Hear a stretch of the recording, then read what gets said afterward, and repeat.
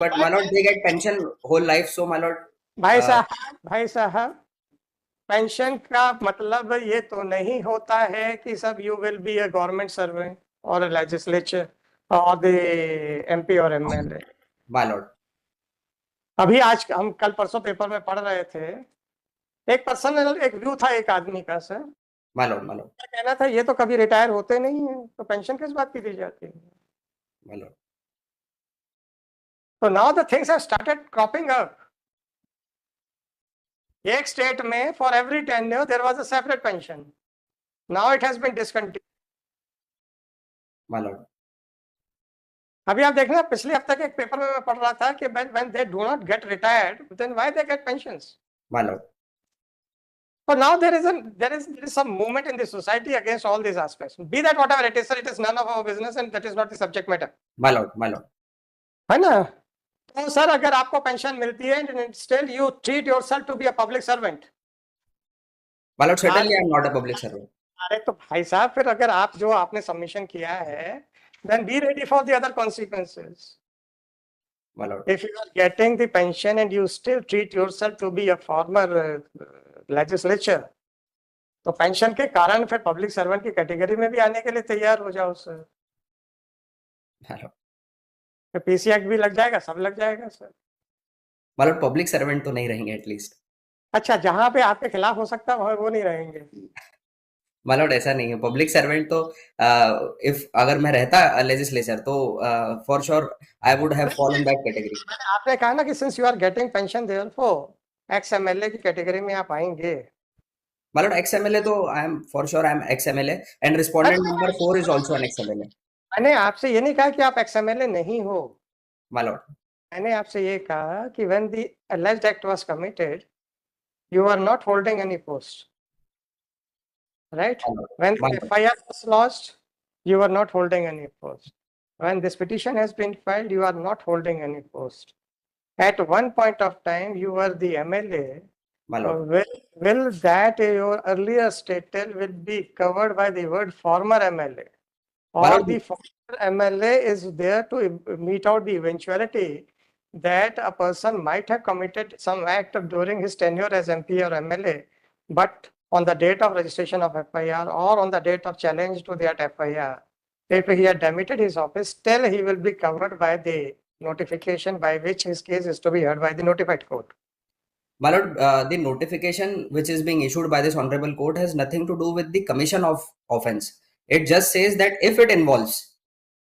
So if in आप मान लीजिए 22 साल की उम्र में एमएलए बन गए, my lord, उसके बाद कभी चुनाव नहीं लड़ा, my lord, 50 साल की उम्र में एक मर्डर कर दिया, my lord, आप नोटिफाइड कोर्ट में चले।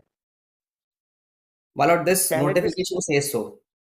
कैन इट अरे मैं तो इंटरप्रिटेशन की बात कर रहा हूँ, मैं ये तो थोड़े कह रहा हूँ कि doesn't say so. My lord. मैं ये थोड़े कह रहा हूँ कि doesn't say so. My But lord. your post must be something to do with the tenure and the act committed by you. आपने देखा होगा ना कितने लोग 22-23 साल में एमपी एमएलए बन जाते हैं।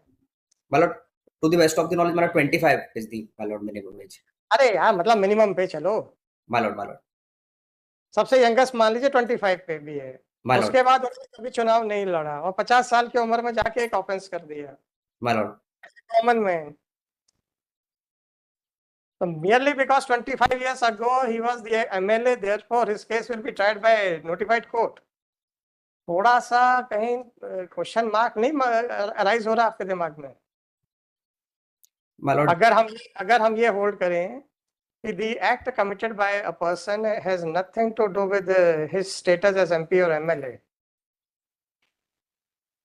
तो इसके फॉल आउट ये होंगे, आज का MP MLA अगर 50 साल के बाद 25 साल के बाद कोई ऑफेंस करता है, still he will be covered by that word x. ये थोड़ा सा रिसर्च वाला था पर आपने नहीं किया, मैं भी करता हूँ, देखता हूँ sir. At present I will not pass an order on the board, My lord. और I will also go through that notification and try to find it out whether your submission is to be accepted or not. और मुझे अगर ये लगता है कि ex MLA या farmer का मतलब वही है कि the person who has demitted the office on the date of filing of the petition, My lord. But the act complaint was committed by him during his tenure as MP or MLA. my lord. अब तो ठीक है, तब तो फिर हम आपको ग्वालियर भेज देंगे। और अगर लगता है कि नहीं, merely because you were MP or MLA at any point of time and you might have committed some offense after demitting your office, but still your case is to be tried by the notified court, अब तो natural है, फिर तो आपका यही jurisdiction आएगा, My lord, my lord. है ना?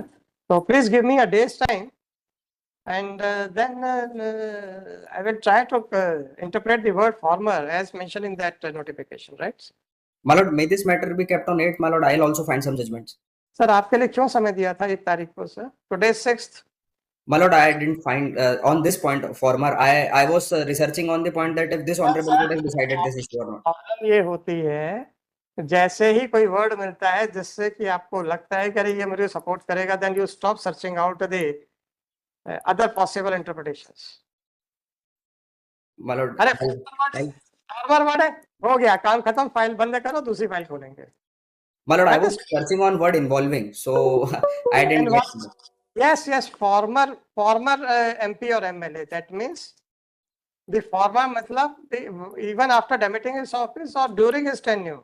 My lord, I'll find my lord some good judgment, my lord, on this point. चलिए, वैसे अगर आप कल सुबह तक बता दे क्योंकि I will search out in the evening, My in lord, the night, not evening, in the night.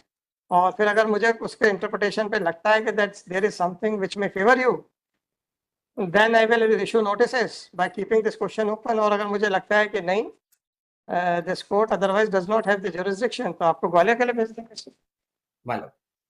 Right sir, thank you. My lord, it may kindly be kept on 8th, my lord, if my lord is. Sir, I am not known for adjourning the cases. My lord, pass over रख देते हैं, मैं pass over में ले आता हूँ. हाँ, आप बता